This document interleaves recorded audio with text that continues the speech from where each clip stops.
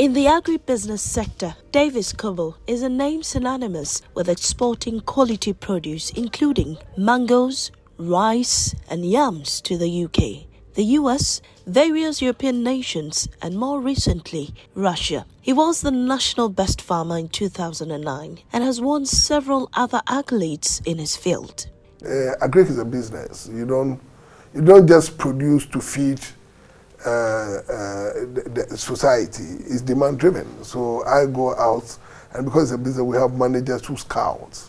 You go out to look, know, eavesdrop, and know what exactly the market is looking for. And if you chance on companies who are interested, you go and discuss and negotiate and strike a deal.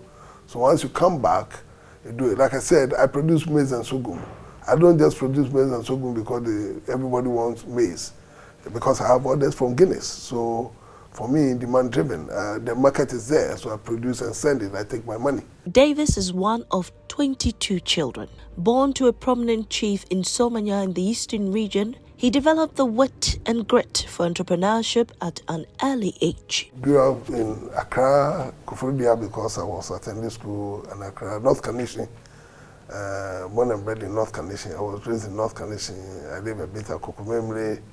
Cousin was a contractor. I mean, he was a contractor for Banff, the then Banff Construction, and he also became the contractor for NIB. And so you see the St. Teresa's roundabout, the one at the North Kaneshie, yes, the Audome Cemetery. If you enter all the pillars over the terrible pillars, I did it. And one who asked why, because at that time we needed money.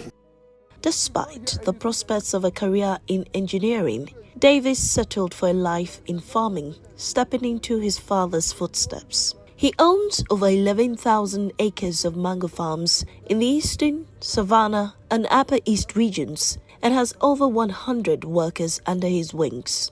Basically, we produce mangoes for exports and also for the domestic market. We supply to Blue Skies and HPW. When you go to the north, we have another wing there. When you go to the north, we are no more cotton webbling, we are Mango City.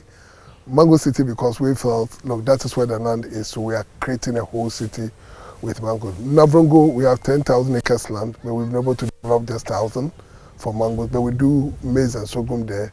Daboya, we have 10,000 acres land, we've developed 2,000 acres plus, and we do maize and sorghum there too. Work was running smoothly until the COVID-19 pandemic struck, bringing with it unprecedented challenges.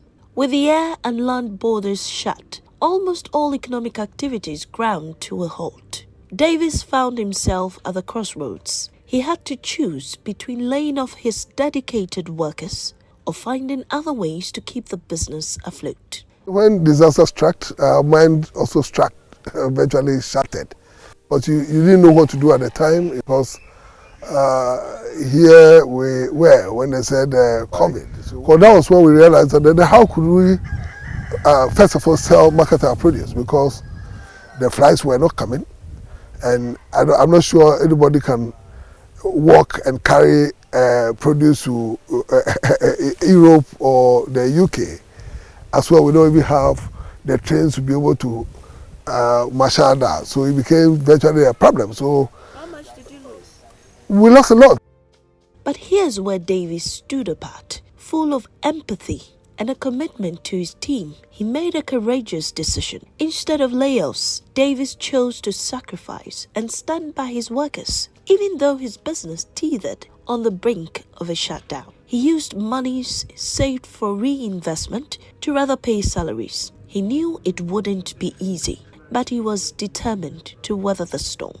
At that time, we even had issues like BBS, so we're not making meaningful profits. So we're still going down a bit, but then we're trying to recycle the very savings we've done for the past year to be able to, sustain the company. And all of a sudden, this big one too. So the decision wasn't easy. What happens is, it means every now and then you need to bring people back to train and a whole lot. But I didn't lose them because they realized that I was there for them. The months that followed were filled with uncertainty, but Davis and his team persevered.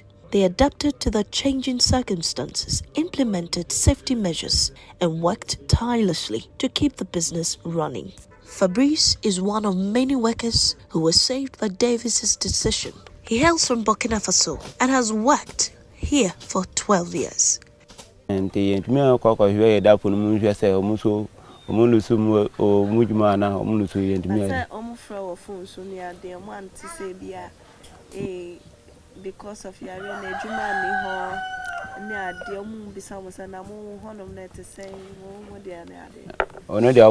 we were mostly indoors. We couldn't go out because nobody wanted to contract the virus. It was a time we couldn't even see our friends. But I say I was here on found Mundia. What my cocoa no about Okwana or two she, no two she. The Daku for Muso, Mumasa no Mumba, Mumpa, no Mumpi. A higher one for Mumbasre for years or young Quasram. Today, he is lucky to still have a steady income to be able to take care of his wife and son. No, or Mimboy home by pa, the Oma, or my drew, no, or my dear Diba boy home by night, and beyond me. A high and a ban. At the peak of the pandemic, he protected us. He ensured we were well fed and provided for us a constant flow of medicines for our upkeep. He really took good care of us.